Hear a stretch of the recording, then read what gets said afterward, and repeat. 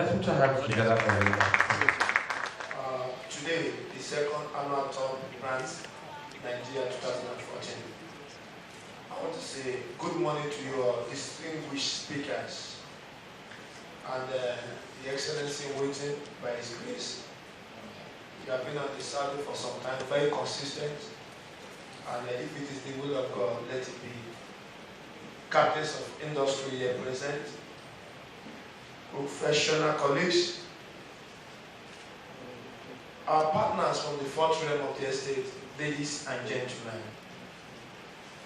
On behalf of the advisory board and management of Top 50 Brands Nigeria, I would like to warmly welcome you all to the 2014 edition. I want to implore you all to relax and contribute robustly to the forum for it to be truly interactive, as well as participating in other events that have been listed, or other activities that have been listed for today. Once again, I want to say welcome and thank you all for your attention. Thank you, ladies and gentlemen. As far back as 2000 BC, the early man stamped his ownership by inching his insignia on his livestock with a red-hot branding iron. And with the development of trade, buyers would use these crude brands as a means of distinguishing between the cattle of one farmer and another. A farmer with a particularly good reputation for the quality of his animals would find his brand much sought after. The act and scope of branding in itself has evolved to a degree that even the top brands in the marketplace are struggling to keep up with its arbitral nature.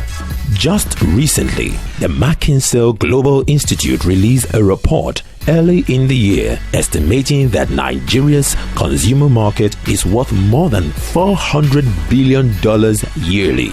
MGI is also projecting that by 2030, Nigeria's consumer market would reach $1.4 trillion, with food and non-consumer goods accounting for $1 trillion.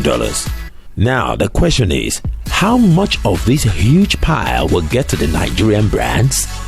How can we position Nigerian brands to get a significant piece of this juicy pie? Welcome to the Brand Nigerian Forum, an annual gathering of corporate and thought leaders in Nigeria, where the focus of our discourse is the Nigerian brand and conscious effort to place it amongst the top-ranked global brands.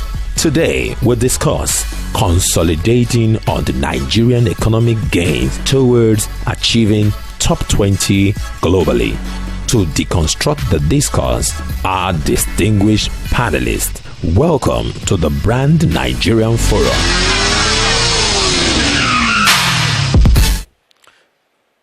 Mr. Chidi Oko is an astute business manager with a history of consistent standard performance across industry sectors and geography, with a burning ambition to learn and to grow cutting-edge competence to contribute to building best-in-class managers and organizations in Africa.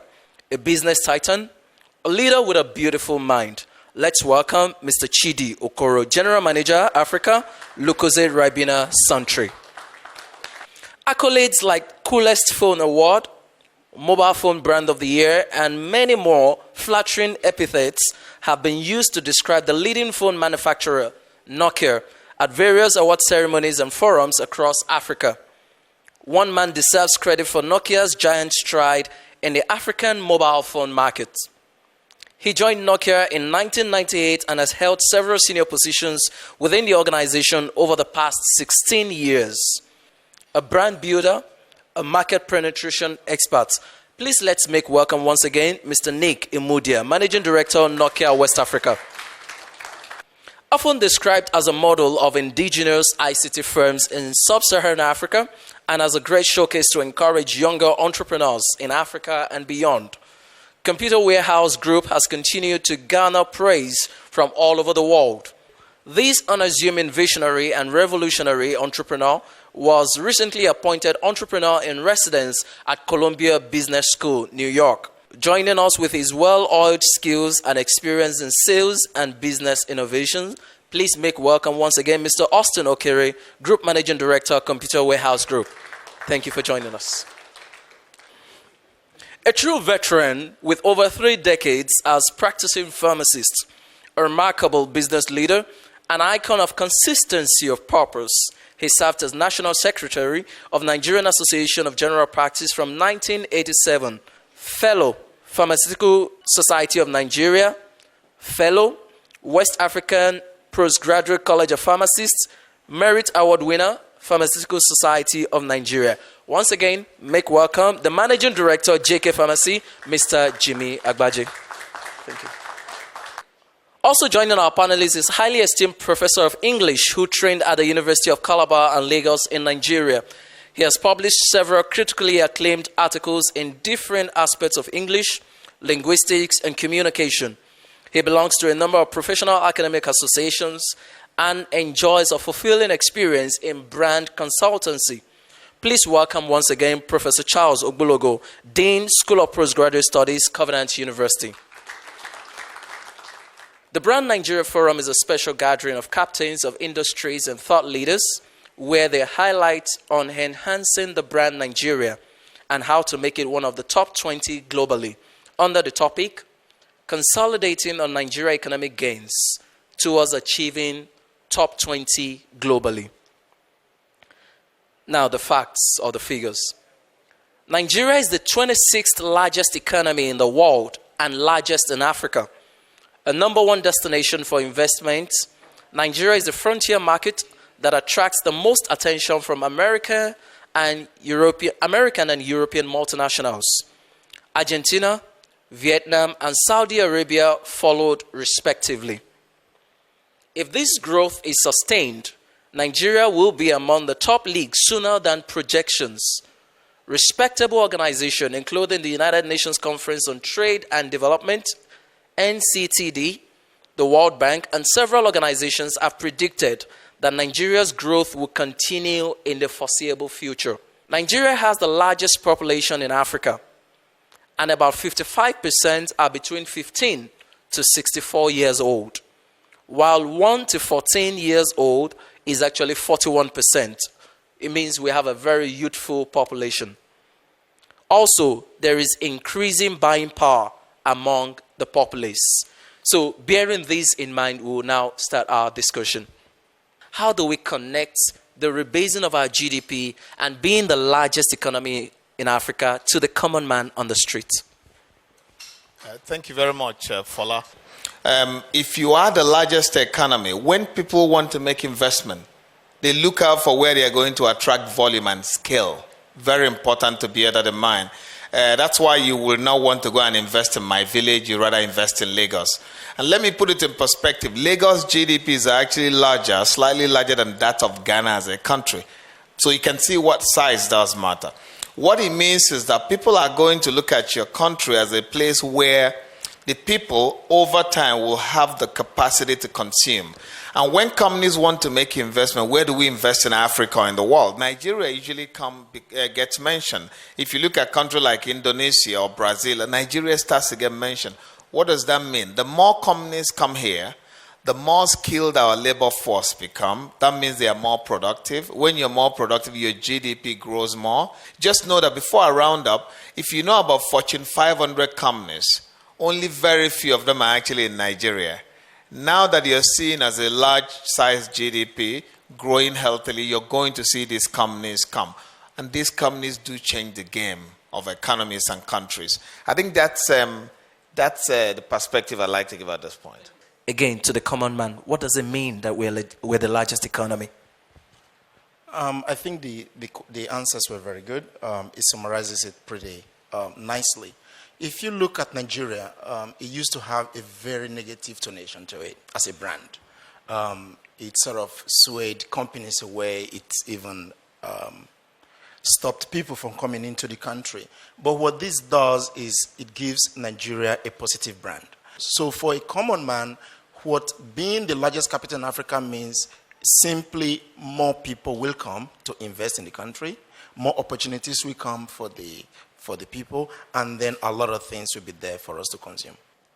Mr. Austin, you have a different perspective. If you look at foreign direct investments that come into Nigeria, from the UNCTAD report, out of 57 billion in 2013, $5.6 billion came into Nigeria.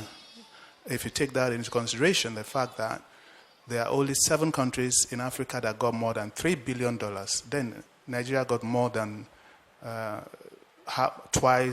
almost twice as much as that.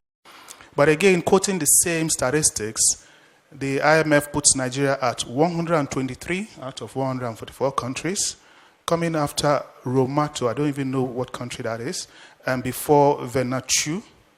The World Bank puts Nigeria at 129 after Swaziland, before Bolivia. These are strange bedfellows. The CIA fact sheet puts us at 143 after Kiribati, before Sao Tome. And the United Nations put us at 146 after Djibouti and before Zambia. The development is a journey. It's not a destination. We seem to have the mentality that, we have arrived. We have not arrived anywhere yet. The journey still continues. Thank you. Don't forget that, just like Chidi said, you got very few of the Fortune 500 coming in. And that's where the challenge is going to come in. You've got those indices, livability index. You've got the prosperity index. You've got the doing business index. And those Fortune 500 companies are not going to walk into Nigeria if you don't have that other side right. So if they believe that coming into Nigeria, you want to set up business, and they see an attitude like the country is doing them a favor by coming in rather than the other way around. In other words, they have to go through so many obstacles. You have to, do things under the table and all. Then we will have a problem. Now, we have to also get our act together. So if we're bringing out people from the schools, from the vocational institutions, from the universities that don't meet the mark, they're not going to employ us. Nobody's going to come into your country if they do not feel secure. They rather go to a country that has the 10th largest economy if they know that they will get things right there, rather than come to us and decide that, there might be a way to sell to us anyway from wherever they are operating from. So this is just the other side, the perspective I just wanted to add. First, the whole idea of this competition, the greatest economy, the biggest economy, is all an aspect of what we call the world-class consciousness. How does it all come together to make an impact? Just a few facts will help us. Yes, Nigeria number 1 in Africa in terms of our economy, but in terms of the world dealing with Human Development Index, whether we like it or not, there must be a connection between what the private sector does, which can grow the economy, the telecommunications, the building material area, the banking sector. There must be a connection between those areas and what the government offers us. Until we get it clearly done, I wonder what the meaning we are inching towards. For now, thank you very much. Do you think that this is about scoring a cheap political point with no real connection to the lives of the people? The way we start could be an issue, but the end is what I have in mind. We may not have started very properly. The political situation, the leaders on ground are probably doing something. But a time will come when we ask ourselves basic questions. What is this? What is this? It appeared to me there was a rush to announce a figure. But I've checked out the figures from all indices. They appear real.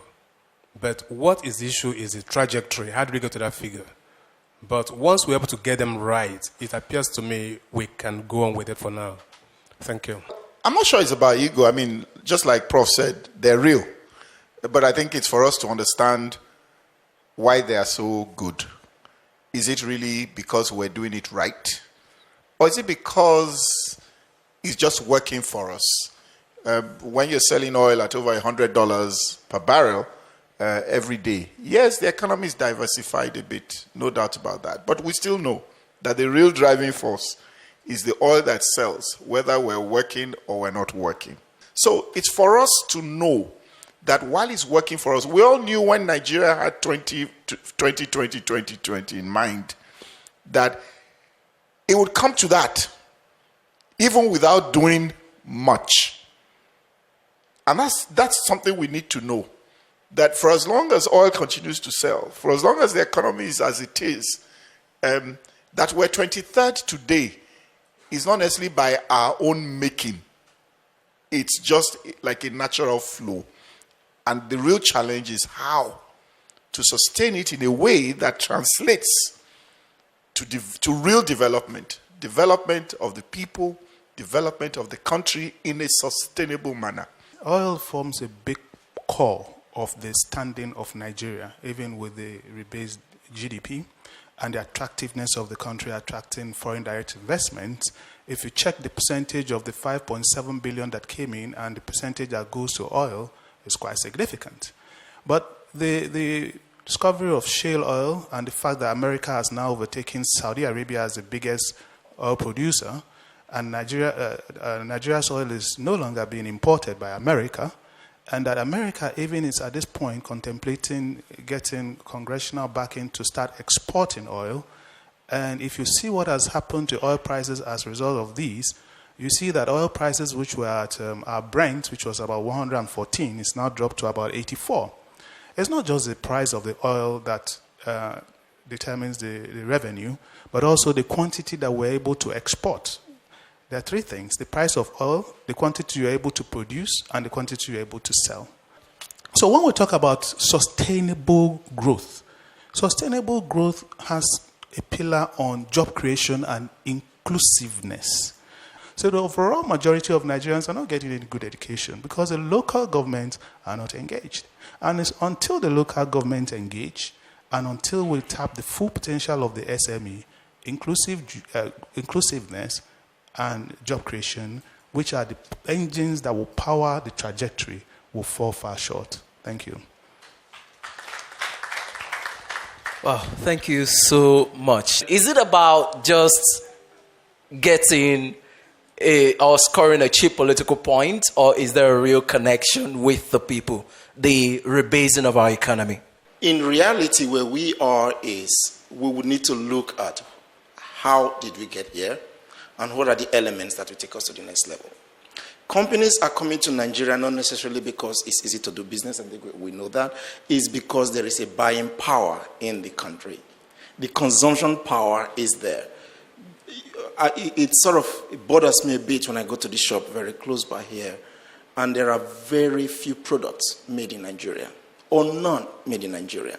I'm hoping that when you go to a shop, 50-60% of the products are made in Nigeria. I'm hoping that the SMEs will be supported when they get out of school. It's not necessarily joining ExxonMobil. It's not necessarily joining Dangote. I can start my own business. That I have a system, I have a structure to support me to run this business, to recruit one person. That one person recruits one person. So this is, in my opinion, not a political point. What I disagree with, however, is that what got us to this moment will not take us to the next 10 years. So we will need to do a rethink on what will take us to the next 10 years. I just finished reading a book, David and Goliath. You play to your strength first. If anybody got oil, believe me, play to it. And let me also tell you, Nigeria never really enjoyed anything out of oil until recently. And make no mistake about it. The oil we were selling, other people took 55% of the revenue. Until we had the local content, we really didn't enjoy anything out of oil. Nothing wrong with playing to your strength. Is that data politics? No, I'm not sure it's politics, but nothing wrong with politics. I'm sure Jimmy Agbaje will tell us nothing wrong with that. If it's politics, nothing wrong with that. That data is thrown out some fundamental things. I spoke about GDP. If you take it on face value, you can make a lot of decisions. But one thing you have to know, for Nigeria, a country, to achieve development, they have to have years and years and years of consistent growth. We haven't had our run. But one thing I want you guys to take away, there's a big competition around the world. The more I run down your country and your index, the more I'm rated higher. Don't forget that what we're reading is actually perception index. And go and read the meaning of perception. Thank you very much. What do we do with these facts, with these figures? What do we capitalize on more as individuals and not leaving everything to the government? We talk about education, and we all think that government has to drive education. I'm sorry, no. They don't have to. My mother wasn't educated. I lived on a street called Victoria Street, town, Port Harcourt, off Agri Road. I did not know my mother could not write or read because she was signing checks until I left university. You know what she used to do? When I returned from school, I go to rest. 5 p.m., she'd be lying down in the house and tell me to be reading everything written on a bus passing by our house. For this country to develop, and I put it in my book, everybody, private sector, I sit in private sector meetings and they talk about quality of graduates. I laugh. Private sector owe it a responsibility to develop talent for a country. I'm sorry. Government has a big responsibility, but first private sector. And they shouldn't shirk that responsibility. Families owe it a responsibility to develop good people. And good people breed good managers. And good managers become good country. That's the way it flows. We all owe the responsibility. And the moment we start playing our part, from changing our mental model, things start to get better. I think that's where I want to leave it. We have to take the responsibilities away from the government to the individuals. It's that simple. And how do you do that? You start from yourself. So I do agree with mental models. I'm even simplifying it further and saying this means to me doing things differently. How do I take this data and use this data? Do I rely on the big companies only? Yes, there are a lot of things the government can do for us in simplifying the laws for startups. I think we've discussed that a lot. Probably Nigeria is one of the best places you can do business. Everybody are businessmen. We need the government, of course, to simplify the laws to make it easy for you to do business. But we have to look inwards to start making these changes. So the GDP, in my opinion, means absolutely nothing if we do not individualize it and if we do not take advantage of it. Of course, in subsequent conversation, we will discuss what does the government do to make it easy for the individuals. This is not about preaching in any way. I love the word mental model, because we have to make it individual. Time waits for no one. You can wait for the government all you want. I think if we look at these things that we've put out there, for me, we're already doing something, and everybody can do something from his own corner. Thank you. If we look at those countries that are developing, the people believe that they can make change possible. In other words, whatever is your passion, you can actually make it come true. And whatever passion you have, you will have a critical mass that would have the same passion. And so we are losing out in trying to get ourselves together, in getting things done that we feel very passionate about. You must first believe that, I'm not going to allow this to happen. Or I'm going to ensure that from now on, my country, my state, my local government, my neighborhood association, my church, my mosque, whatever it is, this is what I want. And you get a critical mass that will join you in pursuing that objective. I think that is missing in our society. And when we begin to get that done, then we may begin to get results, because it means that you have the power to bring about the kind of change that you want. Everybody appears to be saying that individually we can do so much, yes. But I'm also excited when Jimmy was speaking, he alluded to what we call the Fabian tactics in politics, where those who are in charge can wait for you until you are tired. And it happens many times over. A man called Brian Kosler was saying something. Societies that want to make a change begin by discussions. And I think we have started discussing change. And as soon as we begin to discuss them, we are going to move somewhere. Which is why, to my mind, we need to really begin to let our children know that they are leaders. If you watch a Jewish child, I've taken a ride with one of them, with a family once in a while, and they kept telling their children, when you own this thing, there's this idea of ownership. But our own children, I don't think we have given that idea of ownership for them. Every child in Nigeria, every parent takes pride in comparing with what happens elsewhere. Have we really understood our own objective as a nation? We must discover it. Franz Fanon was saying every nation must discover a destiny. It must discover a destiny.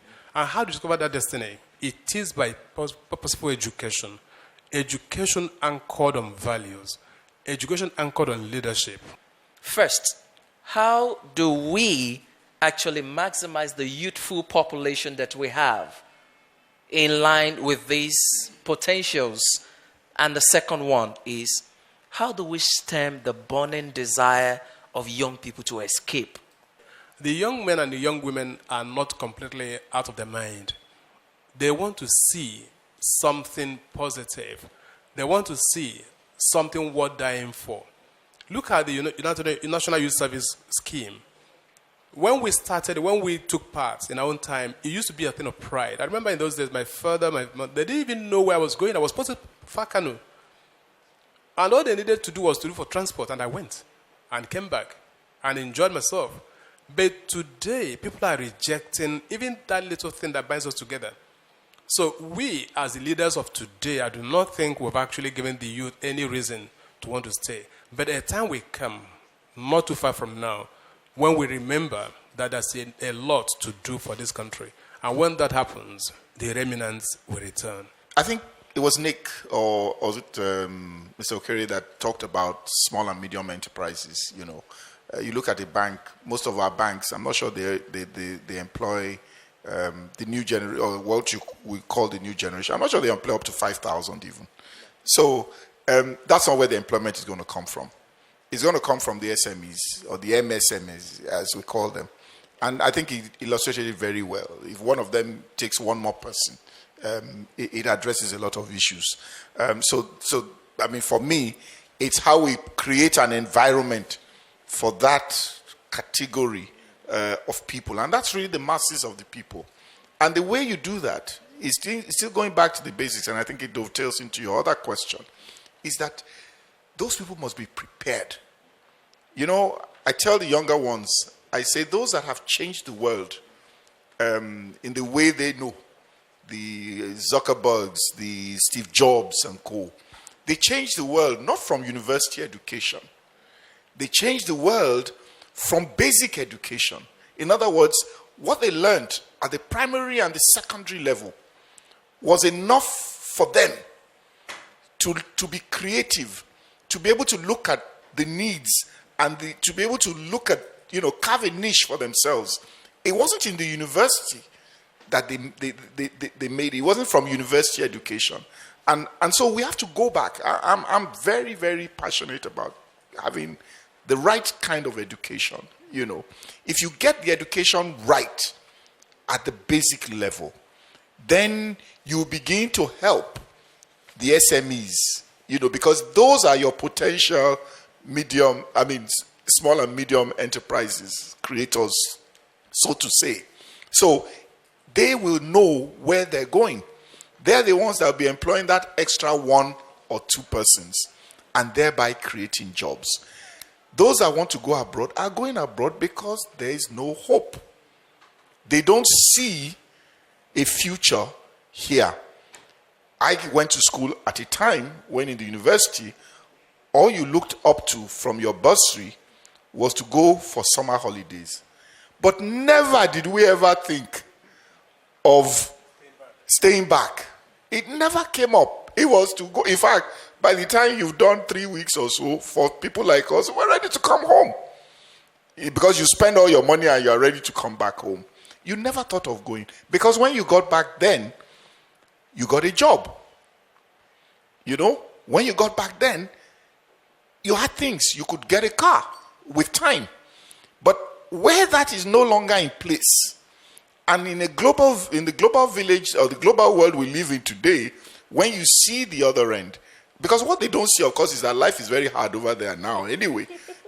But they would rather be there believing that one day it'll get better. They'd rather be there believing that even if they get security job, they would still have some basics that they would never get here. And so we need to change that. We need to create the environment. We need to give them hope. The reason they're going is because they say, look, it's not much better. It's not good here. Over there, someday it'll be better. There's a lot of mentorship that should go into getting people to have hope and reach their potential. If you look at Silicon Valley, there's a lot of mentorship that went on between IBM and Microsoft. Microsoft owns shares in Apple and so on. So they help each other, and they are beacons to each other. I came to be a visiting professor at Columbia Business School because they wrote a case study about our company in 2008. And the reason was there was a lot of African students that couldn't really relate to necessarily IBM. What about our own Africans? Is there anybody we can look up to? So when the dean of the business school came, I cooperated with them and they wrote the case. They wanted me to be there as the person in the case when they were discussing it in class, and I went a couple of times, and they formalized the position so that I can now be entrepreneur in residence, not because of anything, because how have you run a successful company in what we... How have you run a successful company in what we all understand to be a hopeless environment?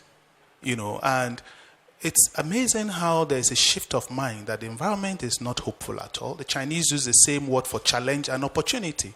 Where there are challenges, there are opportunities. But there used to be a mentorship for people to sift through the challenges and nail in on their opportunities. So I do a lot with Faith Foundation, it used to be EDS, now EDC in the Lagos Business School. And a lot of young people that I went to speak to yesterday at the American Embassy, was it 2 days ago, to the Mandela young leaders that just came back. And they're all asking, can we contact you when we are at the crossroads? They need somebody.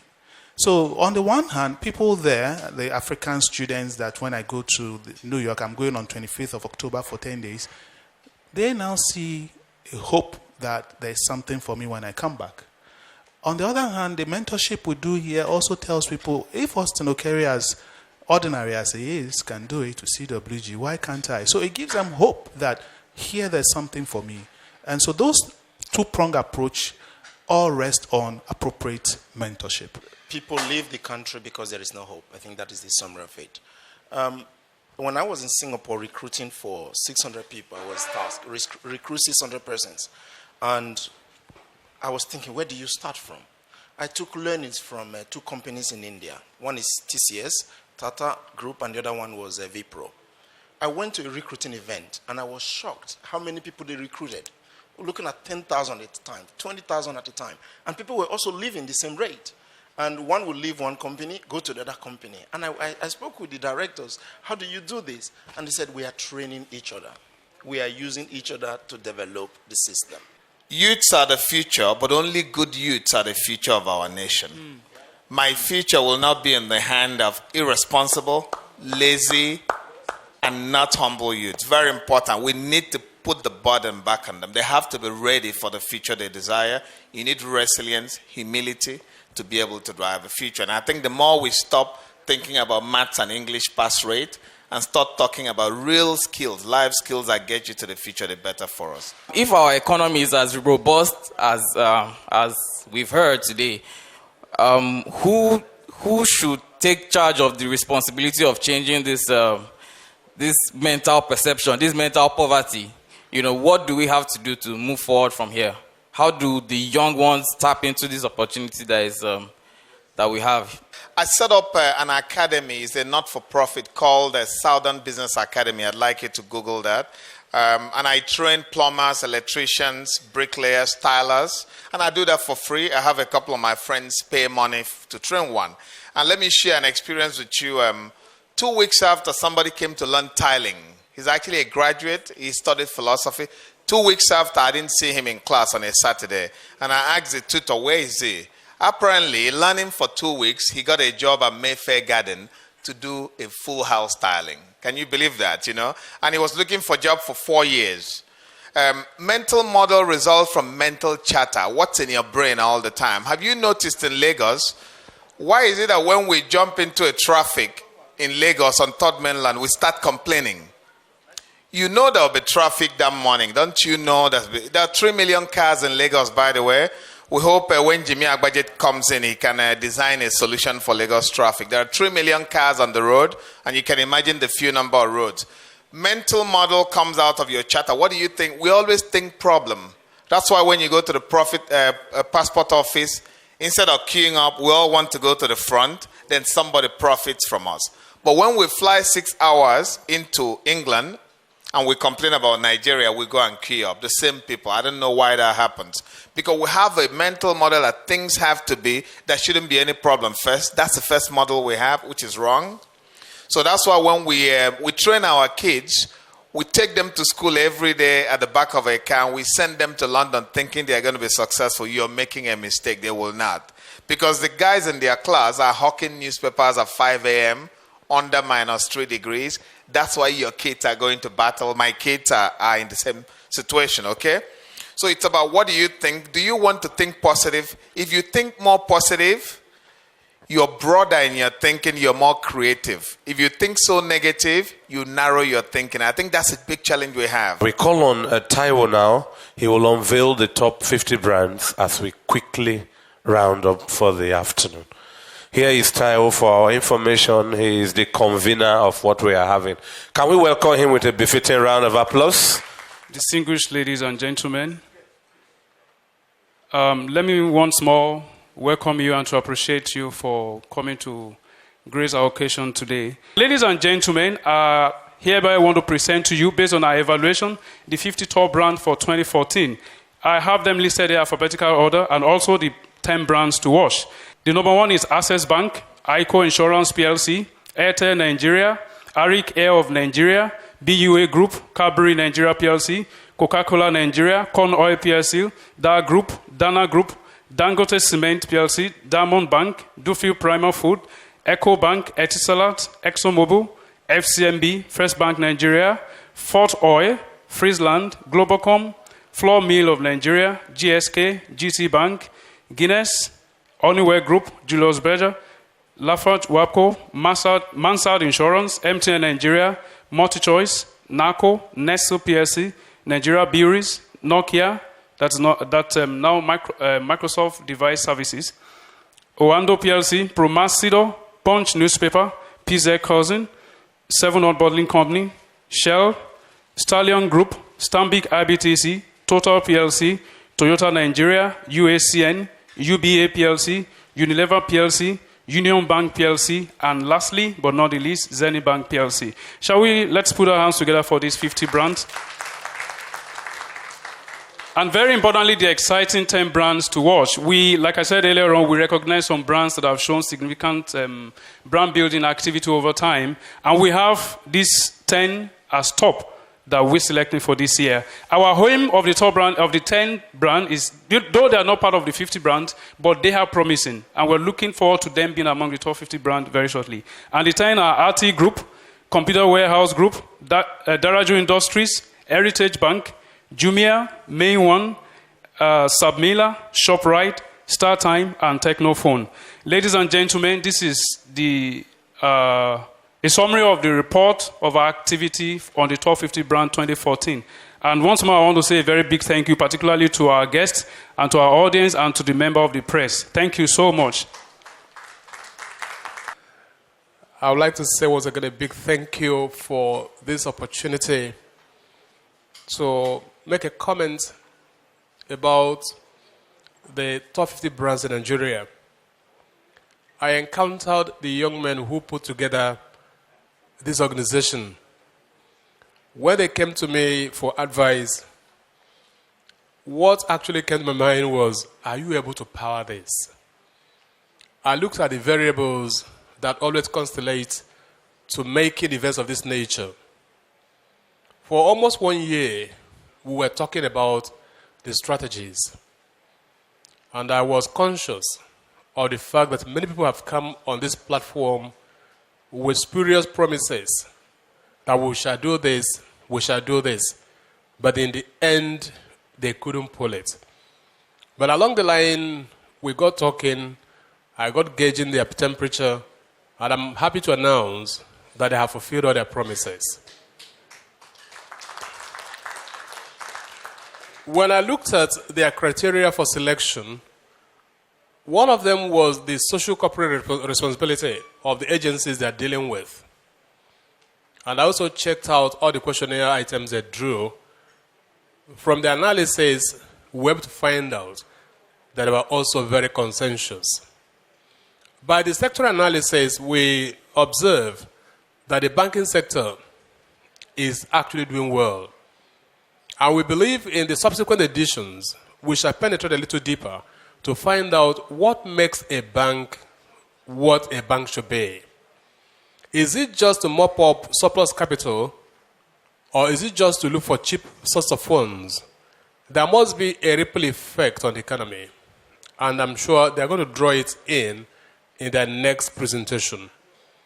We also discovered that a great deal of what we deal with here are more on the consumer axis. The real sector may not have been fully incorporated. So I'm also expecting that one dimension of the new paradigm will be to draw out things that will showcase the real sector, by which I mean the manufacturing sector. I'm sure another area we're also going to be looking at for the future will be the real estate business. Homes and homes and homes. It appears the understanding has not crystallized properly for the Nigerian populace. But for me, these young men have done beautiful work. Can we put our hands together for them, please? And we believe from here on, top 50 brands will begin to align with the 500 fortune companies in the world. It's true Africa has not fared very well in that area, but it's just a beginning, and it's a beginning worth celebrating. Once again, congratulations. Therefore, I will launch this project called Top 50 Brand with a copy in my hands, please, and I suspect all of us should be able to have copies in their hands. Can I have one copy? So can I request my colleague, Mr. Jimmy Agbaja, to please come as we'll unveil the top 50 brands. Please, sir. One for you. One for me. Please, sir, can you come around? Thank you. Please, come around. Please, sir. Thank you.